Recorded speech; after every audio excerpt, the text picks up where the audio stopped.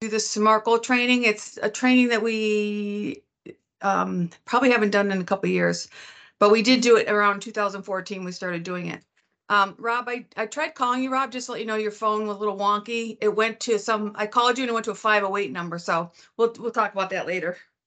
But that's the reason I'm asking you now if you could, did you get I sent 2 emails and a video.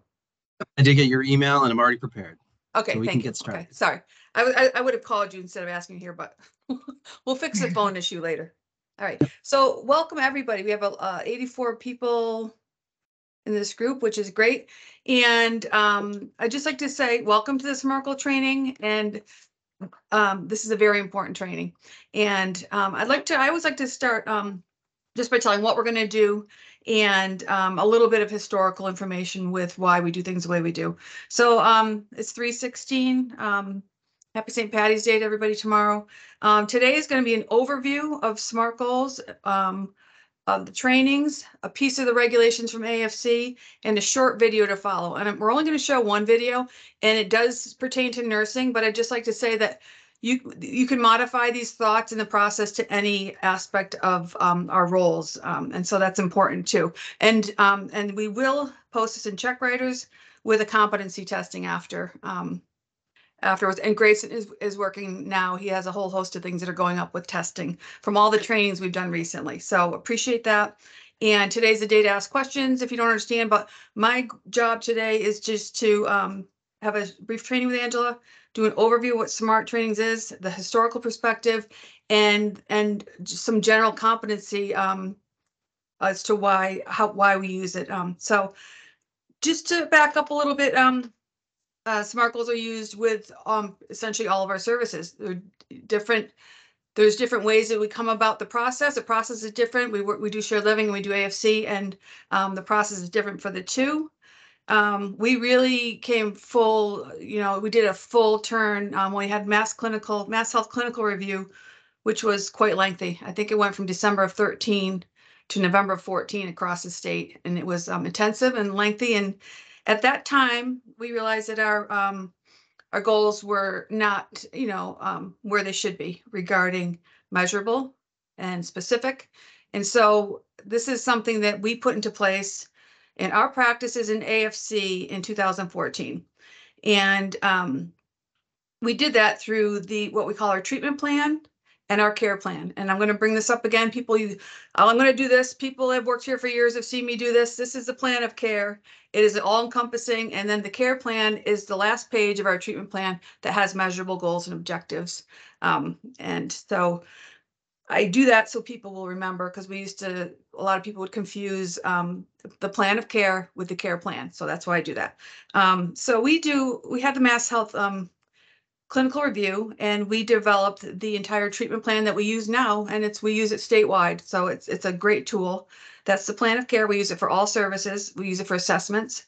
And then the last page, when it comes to AFC, is the care plan. That's where we develop with our team and the members and people we support our goals.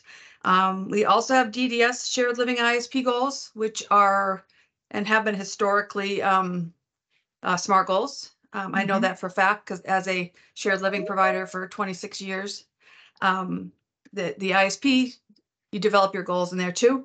I'm not going to go into a lot of depth in that today, because that's a separate training and entity in itself. And Rob is here if you have questions about that, Rob and Angela, but that is separate training. And the other thing about being on, okay, Rob brought that up, that the Mass Health regulations require that. And so we'll just share with you the regulations and what it says on there in the regs as to why we have to do SMART goals, and we have to have measurable goals. And also the last thing is CARF requirements. CARF actually added SMART goals to their standards, which wasn't there our first roundabout, but it's there our last review with CARF. And they want to know where our measurable goals, and it's noted in our quality improvement plan. And the goal today is that we need to be able to demonstrate the knowledge that we use SMART goals and measurable goals, and speak to them and where we find them in our plans. And that's why we want to talk about both our services today that we support, and where we would find and where we have our measurable goals for both AFC and shared living. Mhm. Okay, and somebody will be monitoring the chat room, right? Yeah, we'll keep track of it, okay. Kitty. Okay, thanks. Mhm. I'm going to thank Doug for all these emails popping up from Mass Health over my screen. We sent out all of the community rules yesterday, and we're getting the responses, so they're just coming in droves. Sorry. Okay. I'm joking. Yeah. So we'll move on to what are SMART goals. And I have my paper in front of me. If you see me looking down, I'm reading off my paper here. It's just a little easier for me. So I'm going to ask, what are SMART goals? SMART goals, the key to not just dreaming about accomplishing what you set your mind to, whether individually or through cooperative plans amongst teams. We have to think holistically, the whole person, taking into account mental and social factors rather than just symptoms or illness. That there's a role for all of us. And so when we talk about SMART goals, and even when I show you this video, please don't be offended. It's like I said, a video for nursing, but care managers, program directors, SMART goals, we all use them, and we have other videos to share in check writers, but we're not going to do that today. Yeah. Kitty, I would just So say that every goal we write in the organization really ends up needing to be SMART so that it can be looked at. So the clinicians write SMART goals. Every role in the organization, like Kitty said, it doesn't matter who you are. If you're helping write a goal, it should be SMART. exactly. Mhm. Exactly. There's no vagueness accepted anymore. So Angela's right. And she just found a host. Years ago, there were no videos on SMART goals or things like that. Now it's a real popular. And so there are more specific roles, and Angela's found some really interesting ones. But like I said, we'll save those for check writers. And they're enjoyable, and they're short, and they're concise, and they're fun. So we just talked about what goals are. We have to think about the whole person too. It's not just nursing. Case managers, everybody has a role. It's social, it's mental health, it's physical health. It's all those wrapped into one. And I'm going to keep saying it's person-centered, person-centered, person-centered. We can never go wrong if we just keep saying that to ourselves in our head. The services we provide are person-centered. As a nurse, case manager, community support specialist, director, administrator, or any role in our lives, using your goal setting skills can help you create actionable objectives, not only with the people we support, but for our roles, our careers, education, and everything in between. Setting SMART goals can help create more effective AFC care plans, ISP goals, or other goals, which are used to evaluate, measure, and monitor a person's progress. Learning more about SMART goals and how to include them in many of our plans can help us provide more effective care for people and ourselves. SMART goals, how can you use them to create better care plans and why they're important to use? Okay, so the SMART goal methodology is a way to help you set more effective, achievable goals for success. SMART is just an acronym that stands for specific, measurable, attainable, relevant, and timed. We were joking for us. They're not MART goals, and they're not ART goals. They're SMART goals. So we have to have every piece of that in our goals. You'll find different words for like attainable, achievable. It's still the same. They start with the same letter and they mean the same thing. Relevant, related. So if you see those, it's still a SMART goal. Specific. Specific implies creating a clear, well-defined, unambiguous goal and objectives that help you plan steps that you can take to achieve an outcome. Setting specific goals can make it easier to measure and track progress. That's what specific means. And we're going to pull this all together at the end. Measurable. Measurable refers to your ability to track and measure a goal, which allows you to set milestones and to evaluate your current progress. Milestones you achieve can help you determine your progress towards meeting your goal. They can also help you determine whether to adjust your strategies and interventions. And that's key to remember too. Just because we create a goal and it's a great goal and we all agree on it, specifically the people we support agree on it, doesn't mean that we're going to force people to meet that. That's why we review these every month in our home visit notes, I believe, for shared living model, and AFC, it's reviewed every month too. If the goal isn't the right goal and we determine it's not the right goal, we can change it. So I think most of us might know that, but we should all be comfortable with that and be comfortable talking about that. Bring it to your directors, bring it to your team. So we can achieve those. For example, in your care plan, you might set a goal for a person to report their pain at less than 6 out of 10. You can measure and track the goal more easily by setting a specific number for pain level or using certain metrics. It's not just Susie will have less pain within the next 6 months. You know, you have to set the standard, and then we say, how are we going to do that? Well, if you think about that, you have to wait to measure it. Do we have the pain scale? And you have to first determine what pain scale you're going to use. And so this would probably have, maybe 4 objectives underneath it to obtain that goal. And then you'd assess it, and you might change it, but at least we're in the process. Achievable or attainable? Does anybody have any questions? I'm just going to keep going unless somebody interject at any time if you need to.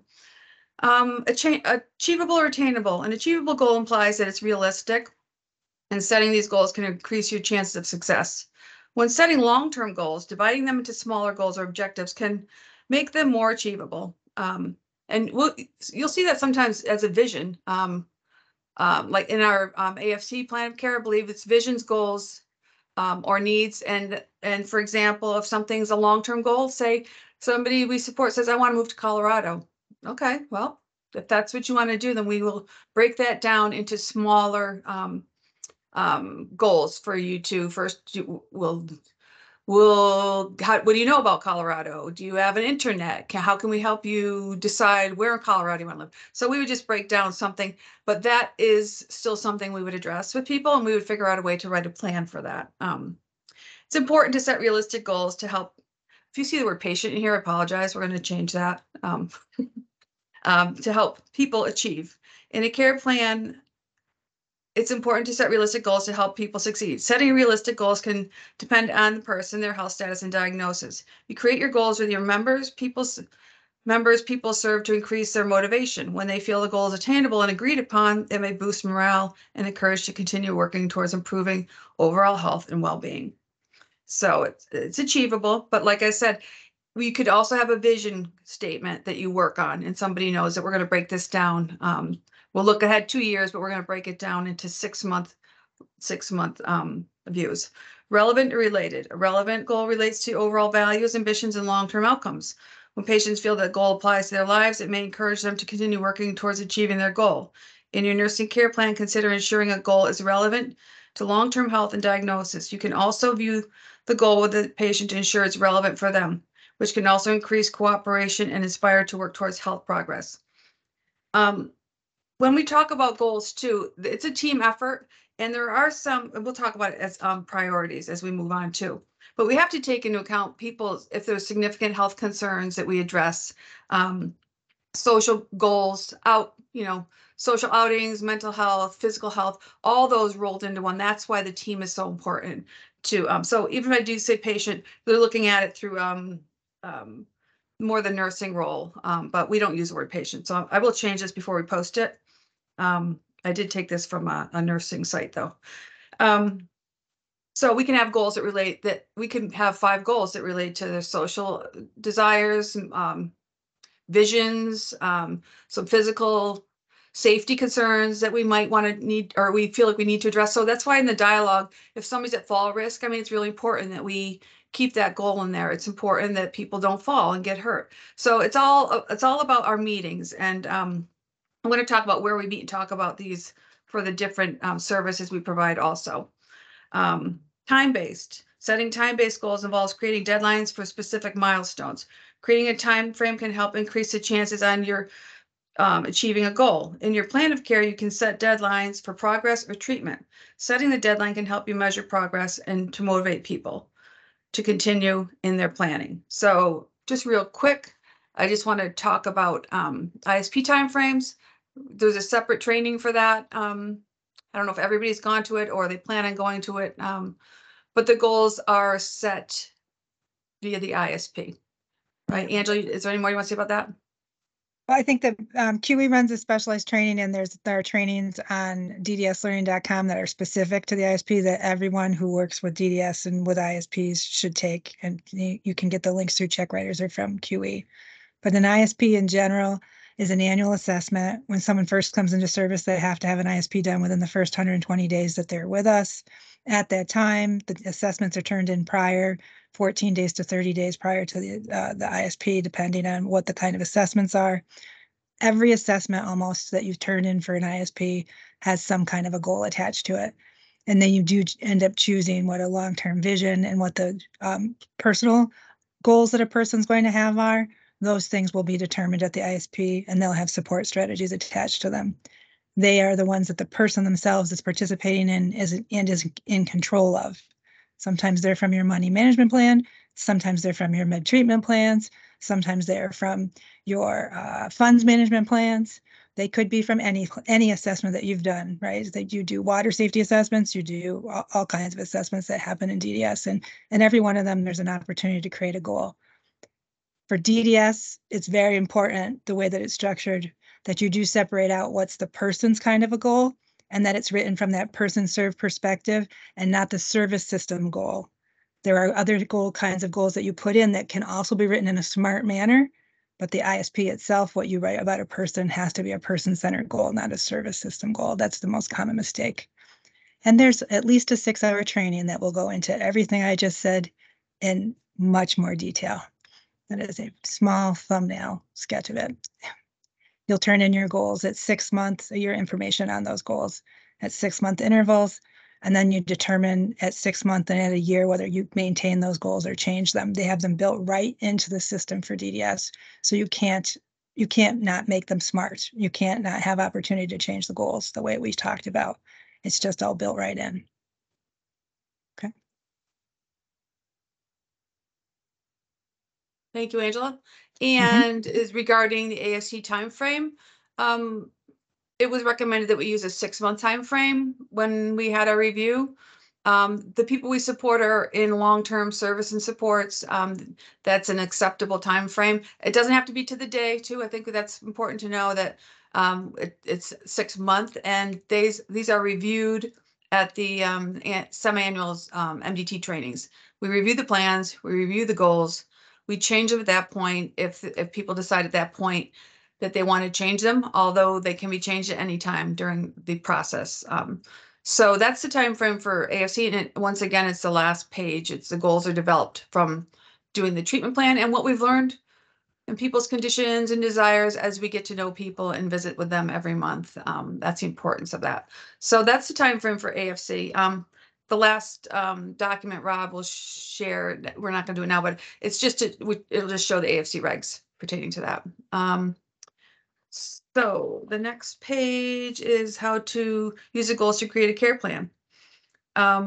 So we would review, we're talking about 2 models here of service, very similar, but different in their own respects, shared living and AFC. We're going to review everything about people and talk to people and meet with people. And that's the purpose of reviewing the diagnosis, the data, meeting with people, talking to people. And so just real quickly, when we're creating a care plan, it's important to review diagnosis and health data. We do the plan of care. We look at referral packets. We start the ISP process before creating goals. We don't know people. Right away, Angela said the time frame already for ISP goals. The reason the AFC, people always ask, why do we need to see people the first 4 times? You know, when we start people, we have to see them weekly for a month. That's when we get to ask the questions about, you know, the criteria to start creating goals at that point. We can change them, but we need to have at least safety and person-centered goals and talk to people about what they want on their measurable goals. So that's, Hey, Katie? Yep. Got a question in the chat from Christine to ask, if you change during the 6 months, does a new MDT meeting form need to be re-signed, or can you just make the change? No, I believe the only time you need to, the answer would be you don't. What was the question? Do we need to do new MDT meeting form? Correct. No. If you Just change No. at the normal during the- time frame, right? Yeah, you would Just you would just do it at the same semi-annual. You would say that you changed the goal. You would change it on the care plan and note that. Mhm. You could write, Right. you know, discontinued and then put a new one if you what the new one is. So the answer is no. That doesn't throw off the 6-month cycle. But good question. Okay. Same thing What happens with DDS, the flip side of that is that if it happens in DDS and you're changing a goal, you just send an email, let everybody know, make a note of it, and then at the normal 6-month updates is when you change the DDS goals too. They're just at their normal intervals. But you know why and when you did it, when you do those updates. Any other questions, Doug? Is that it for now? That's it for now, Kitty. Okay, all right, thank you. Okay, so if we, I laugh when I say this, if we still have the same treatment plans that were originally created, at the bottom of every section, you will see, is there a goal related to this section? Which means that we would want to talk to we're doing the assessment with caregivers and with members, and we would want to ask them through just say to them, we can create a goal about this, anything we talk about here today, or something we haven't talked about, so if it's about bathing. So that's why I have that little tickler, or I had it, I'm not sure if it's there with all of our things, under each section that we're talking to people about, because something as simple as somebody wants to be able to wash their own hair, during their bathing routine is a goal. And I can't stress this enough. You can't go wrong if it's person-centered. What matters to people matters to people. So that's why I didn't want to leave out any section. We should just always keep an open mind and let people know your goal can be anything you want about your self-care, about social, about mental health, anything that you want, or vision statements like what feels good to you? What do you want to work on? So we talked about that. Information comes from different stream sources, and it's all about meeting and talking to people and collaborating.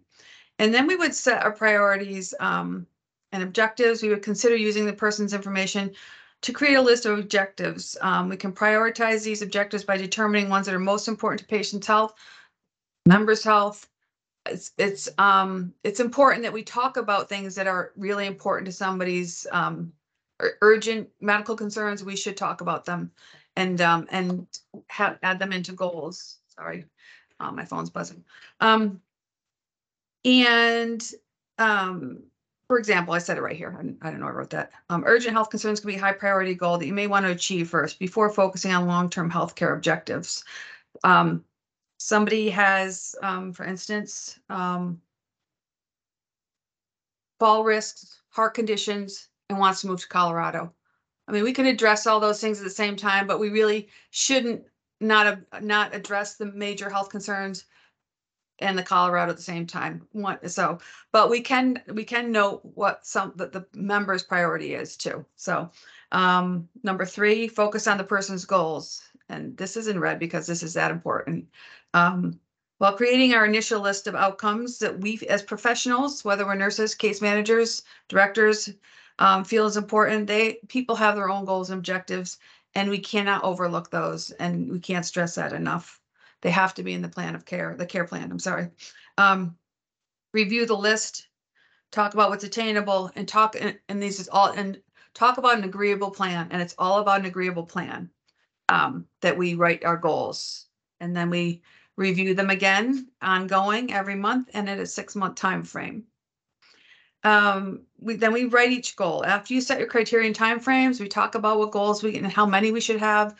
We shouldn't have more than 5 goals. I'm for AFC. I'm just going to say that we should be prioritizing. And after we set a criteria for timeframe, we write each goal on the care plan. Typically, each goal is about 1 sentence long and includes everything we just talked about: specific, measurable, attainable, related, and timed. Then we would create interventions. And those are how we're going to achieve those interventions, and who's going to do what to help reach our goals here. We can create a list. There are steps. The care team works together. Some of the goals might be the caregiver might have to do some things. The person supported might be responsible for doing things. The nurse might be responsible for doing things. It's a team, and we can identify who should be doing what, and when and how often. And then we can review and revise as the plan progresses. We can observe and track the data in the care plan and periodically review and revise goals for them. consider setting a new time, consider setting the time to review the goals to determine whether they have been achieved. We do that monthly, and then we review semi-annually. So there's no problem with reviewing goals, changing them. And as it says here, our organization may use specific nursing care plan format. We use the plan of care. It's in the AFC regulations. We actually use that plan of care that was developed by, even though it's in the regulations, Nonotuck did develop the treatment plan that we all use. That's something that was developed in-house. And based off of that plan of care, we can develop goals. Do you have any other questions at this point?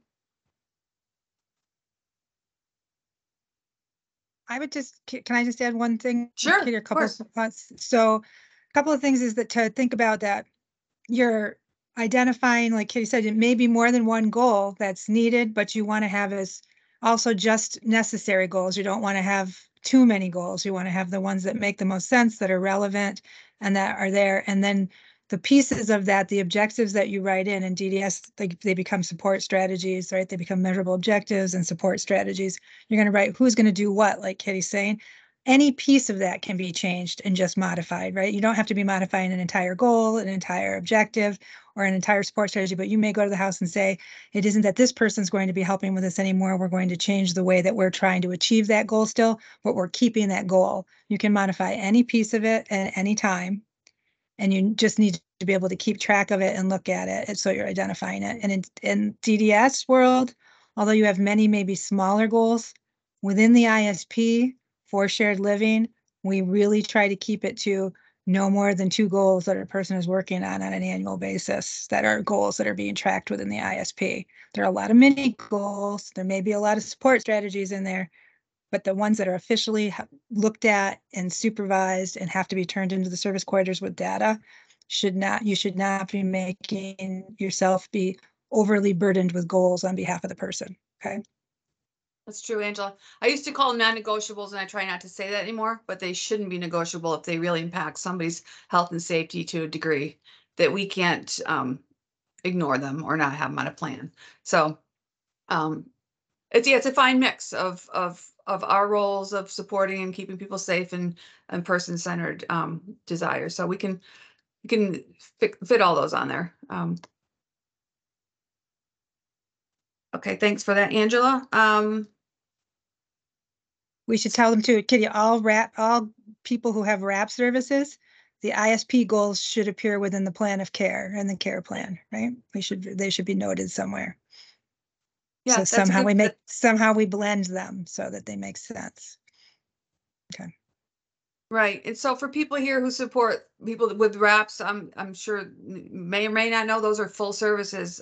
In most circumstances, I think 98% of our RAPs are full AFC and full shared living services. And so like Angela said, if you're tracking the goal through ISP and somebody, say we have CARFCOM or somebody Mass Health comes, we need to show them that this is a goal that we're tracking through ISP goals. Okay. And that's the purpose of this training, just to know that we have 2 models of care and we have to adhere to regulations and we have to conform with CARF's requirements, and this is the way to do it. So this is really just about being able to know and to speak to things and to know how we do things and to cover all of our bases that we have to cover. So as you see, I did take this, I modified this quite a bit, but I just used a base training from SMART Goals. We had one years ago, but we had it taped too, and things disappear, or we changed our video service, our telehealth service back then. And so we lost that, but that was a good training. So we're just doing another one now. I will remove the word patient, although, and if you work elsewhere, you might call them patients, but we don't here. So that's that. The next thing, Rob, if you can just pull up just the form from the AFC regulations. And I'm going to look at the one in front of me because my eyes are 59 years old. So SMART goals, this is just taken from the AFC regulations and all the requirements below. This is all about, this is in the AFC regulations. are reviewed via the plan of care. That includes the SMART goals, which is supposed to be the last page of the plan of care where the goals are developed, and reviewed through the MDT meeting every 6 months where the plans and goals are reviewed. We could just quickly go over this. AFC plan of care must be based on clinical evaluations and contain the following elements.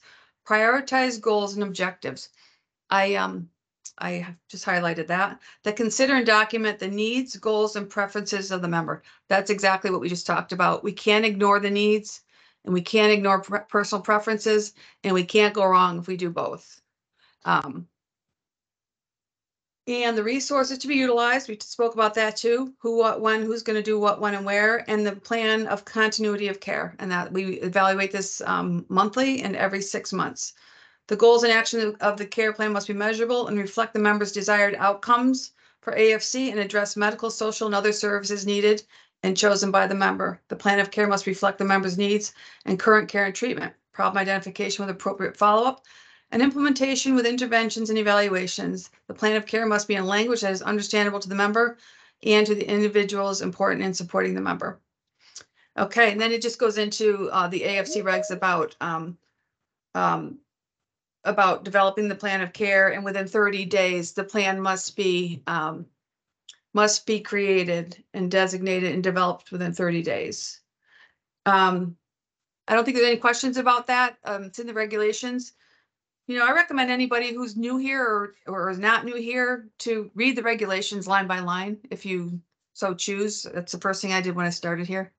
Got out my colored pen and highlighted everybody's different roles. So it just, is there any questions about that? This is the AFC regs. The other regulations, ISPs, like Angela said, are links. We'll put those in check writers as well, or it'll be reviewed by the QE team.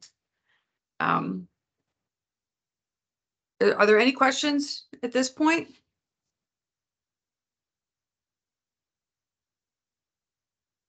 No questions? Okay. You all have plans that are We're all smart. here to, I just want to say we're all here to help too. You can reach out to anybody on the screen here, Angela, myself, Rob, QE, your directors. And communication is key here, not only just for this, but for everything we do at the agency. It's really helpful, and we're always willing to help answer questions. Rob, I think the last thing we'll do then is we're going to try and make this not so long, because we will have a competency and some other videos posted. It's just to show one short video on SMART goals. And you can find these all over the internet. So, but we will share some ones that we feel relevant. Yeah. But really, I just want to say that it's all over the internet is an understatement. If you have a personal one that you want to look for, a specific kind of a goal, just Google it. It's crazy. It comes right up. Mm-hmm.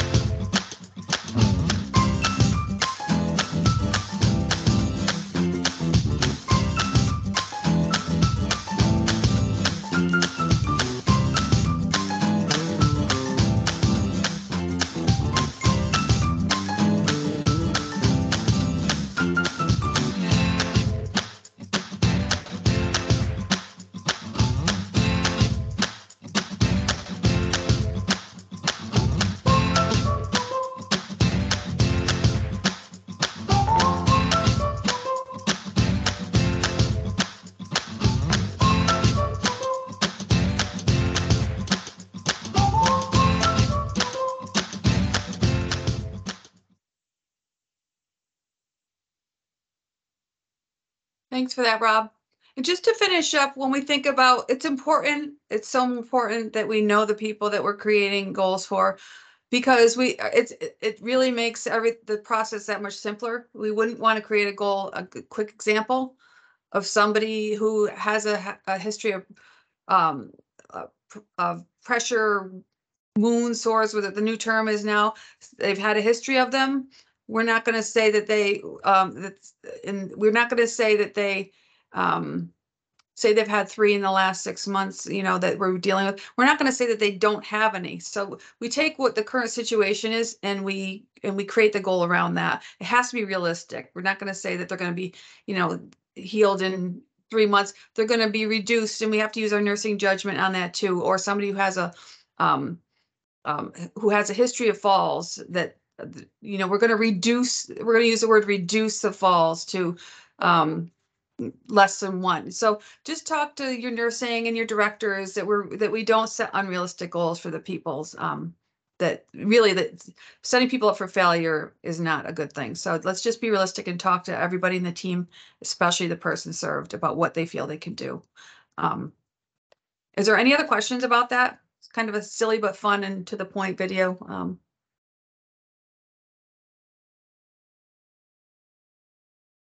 Angela, you're muted if you were talking. Can't hear you. Sorry. Sorry. I was going to say, often the goals need to be about mitigating a risk, not getting rid of the risk, right? Or lessening the condition, not getting rid of the condition. Exactly. Somehow Yep. making the environment, making it safer, making a person be maintaining health, not necessarily regaining health, right? There's these kinds of things. Yeah.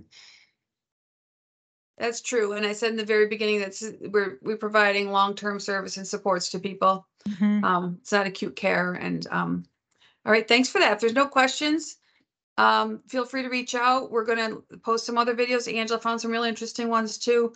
And I'm going to change some wording in here, take the patients out that I missed and post this, and feel free to reach out. So that's it for today. Happy goal writing.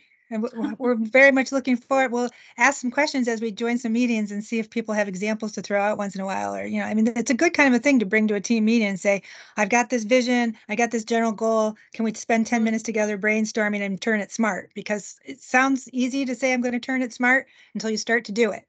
And then you say, oh my God, this looks so complicated sometimes, right? And with a couple people in the room, it isn't so complicated, but don't feel bad if it feels that way. Just talk to each other about it. Once you do it 3 or 4 times, it starts to come more naturally.